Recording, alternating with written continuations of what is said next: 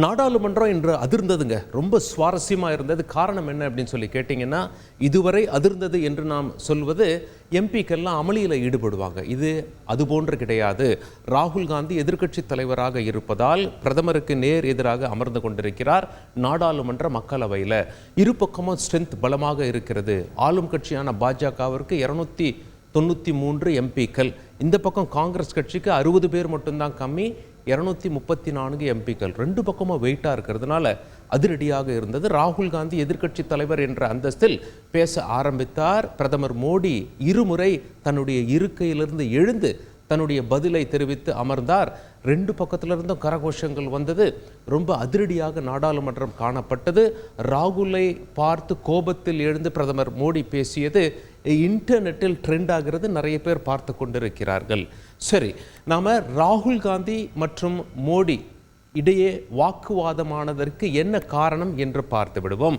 முதல்ல ராகுல் காந்திக்கு தான் வாய்ப்பு தரப்பட்டது. அவர் பல்வேறு விஷயங்களை பேசினார். குறிப்பாக எதில் இந்த சர்ச்சை கிளம்பியது அப்படின்னு சொல்லி நாம் பார்க்கும்பொழுது அவர் என்ன சொல்லியிருக்கார் அப்படின்னு சொல்லி பாருங்கள். நம்மளுடைய சிறந்த மனிதர்கள் வன்முறை மற்றும் பயத்தை முடிவுக்கு கொண்டு வருதல் குறித்து பேசியிருக்கிறார்கள் என்று சொல்லிவிட்டு ஆனால் என்ற ஒரு வார்த்தையை பயன்படுத்தி அப்படியே ஆளுங்கட்சியினரை நோக்கி கை காட்டுறார். கை காண்பித்து என்ன சொல்றார் அப்படின்னா, தங்களை இந்துக்கள் என அழைத்து கொள்பவர்கள் வன்முறை பொய்யை மட்டும் பேசுகிறார்கள் என்று சொன்னதால் அங்கே ஒரு சலசலப்பு ஏற்பட்டது. ஆளும் கட்சியினர் எதிர்ப்பு தெரிவித்தாங்க. அந்த காட்சிகளை முதலில் பார்த்து விடுவோம். और जो लोग अपने आप को हिंदू कहते हैं वो 24 घंटा हिंसा हिंसा हिंसा, नफरत नफरत नफरत, असत्य सत्य असत्य।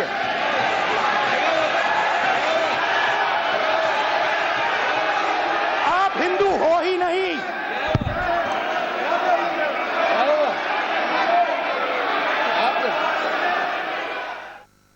நீங்க இந்துக்கள் கிடையாது என்று ஆக்ரோஷமாக ராகுல் காந்தி பேச, அதாவது ராகுல் காந்தி பிறகு யாரை குறிப்பிடுகிறார் என்றால், பாஜக RSS அனைத்து இந்துக்களையும் பிரதிநிதித்துவப்படுத்துவதில்லை, இவர்கள் எந்த வகையிலும் இந்துக்கள் அல்ல என ராகுல் காந்தி பேசியதற்கு பிரதமர் மோடி தன்னுடைய இருக்கையில் எழுந்து கண்டனத்தை பதிவு செய்தார். அதாவது பிரதமர் மோடி என்ன சொன்னார் அப்படின்னா, ஒட்டுமொத்த இந்து சமூகத்தையும் வன்முறையாளர்கள் என்பது மிகவும் கடுமையான குற்றச்சாட்டு என்று பிரதமர் மோடி பேச, மீண்டும் ராகுல் காந்தி இந்த பக்கத்திலிருந்து நான் சொல்வது மோடி அவர்களையும் பாஜக மற்றும் RSSஐ குறிக்கிறேன் என்று சொல்ல இரு பக்கமும் அதிர்வலைகள் எழுந்தன.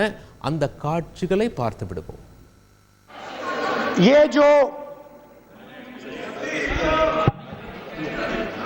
ये विषय बहुत गंभीर है.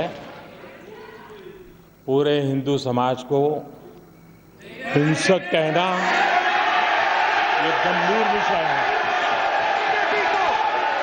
बीजेपी को आपको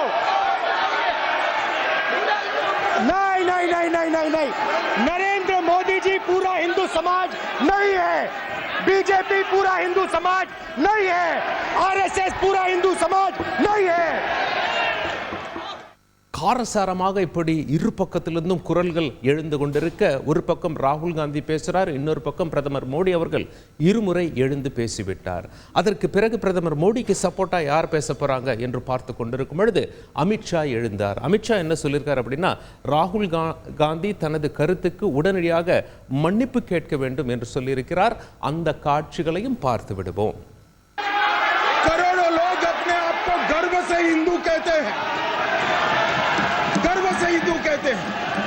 क्या वो सभी लोग हिंसा की बात करते हैं, हिंसा करते हैं? हिंसा की भावना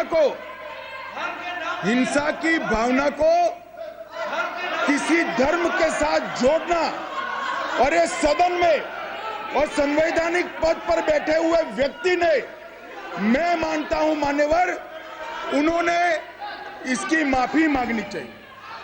இந்த விவகாரத்தில் தான் ராகுல் காந்தியும் மோடியும் அமித்ஷாவும் வார்த்தையால் மோதிக்கொண்டார்கள். இது ஒரு பக்கம் இருக்க, ராகுல் காந்தி மற்ற விவகாரங்களையும் பேசினார். அதில் ஒன்று பாஜகவினருடைய சலசலப்பை ஏற்படுத்தியிருக்கிறது. அது என்ன அப்படின்னா, நீங்கள் நாடாளுமன்ற மக்களவையை பார்த்தீங்கன்னா முதல் ரோல ஆளும் கட்சி சார்பாக யார் அமர்ந்து கொண்டிருப்பார்கள்? பிரதமர் அமர்ந்து கொண்டிருப்பார். பிறகு உள்துறை அமைச்சர் அமித்ஷா இருப்பார். ராஜ்நாத் சிங் அவர்களும் பாதுகாப்புத்துறை அமைச்சரும் அமர்ந்து கொண்டிருப்பார். ராகுல் காந்தி என்ன பேசிட்டார் அப்படின்னா, நான் அவைக்குள்ள வரும் பொழுது ராஜ்நாத் சிங் அவர்கள் எனக்கு மலர்ச்சியோடு வணக்கம் தெரிவிக்கிறார். ஆனால் நான் பிரதமர் மோடியை பார்க்கிறேன், அவர் எனக்கு வணக்கம் தெரிவிப்பது கிடையாது.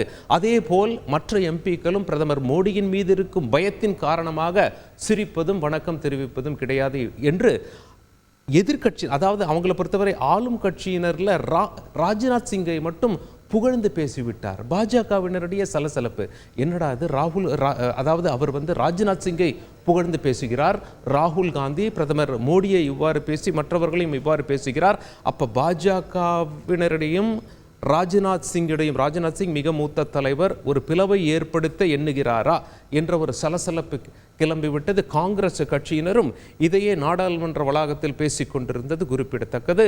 ராகுல் காந்தி என்ன சவால் விடுத்திருக்கார் அப்படின்னா, குஜராத் மாநில தேர்தல்களில் நாங்கள் உங்களை தோற்கடிப்போம் என்று சவால் விட்டதும் ஒரு பாயிண்ட். அது மட்டும் இல்லாமல் ராகுல் காந்தி பேசியது மணிப்பூர் விவகாரத்தில் பேசியிருக்கார். மணிப்பூரில் பிரதமர் ஒருமுறை கூட சென்று பார்க்கவில்லை, நான் சென்று பார்த்தேன் என்ற அளவில் பேசியிருக்கிறார். நீட் தேர்வை பொறுத்து என்ன பேசினார் அப்படின்னா, இது ஏழை மாணவர்களுக்கானது அல்ல, செல்வந்தர்களுக்கானது, இது ரொம்ப கமர்ஷியல் ஆகிவிட்டது என பேசினார். அயோத்தியில் பாஜக தோல்வி அடைந்தது ஏன் என்பது குறித்தும் விளக்கம் அளித்திருக்கார். ஃபைசாபாத் தொகுதி தான் சமாஜ்வாதி கட்சி இந்தியா கூட்டணி சார்பா வேட்பாளரை அங்கே களத்தில் நிறுத்தினார்கள், வெற்றியும் பெற்றார்கள். பாஜக அயோத்தி ராமர் கோயில் அமைந்துள்ள தொகுதியில் தோல்வி அடைந்து, ராகுல் காந்தி இதற்கான காரணம் என்ன அப்படின்னு சொல்றாருன்னா, உள்ளூர் மக்களின் வீடுகளும் நிலங்களும் வீடுகள் சேதப்படுத்தப்பட்டன, நிலங்களை எடுத்துக்கொண்டார்கள். அது மட்டுமில்லை, அவர்களுக்கு போதுமான காம்பன்சேஷன் நிவாரணம் தரப்படவில்லை. அதானி அழைக்கப்பட்டார், ஆனால் ஏழை மக்கள் அழைக்கப்படவில்லை அந்த விழாவிற்கு என்று ராகுல் காந்தி குற்றச்சாட்டுகளை அடுக்கிக் கொண்டே போனார். ராகுல் காந்தி பேசும்போது குறிப்பாக இந்துக்கள் குறித்து பேசும்பொழுது, பாஜக RSS குறித்து பேசும்பொழுது நரேந்திர மோடி அவர்கள் எழுந்து பேசினார். ஆனால் முழுமையாக பிரதமர் நரேந்திர மோடி அவர்கள் நாடாளுமன்றத்தில் பேசவிருக்கிறார்.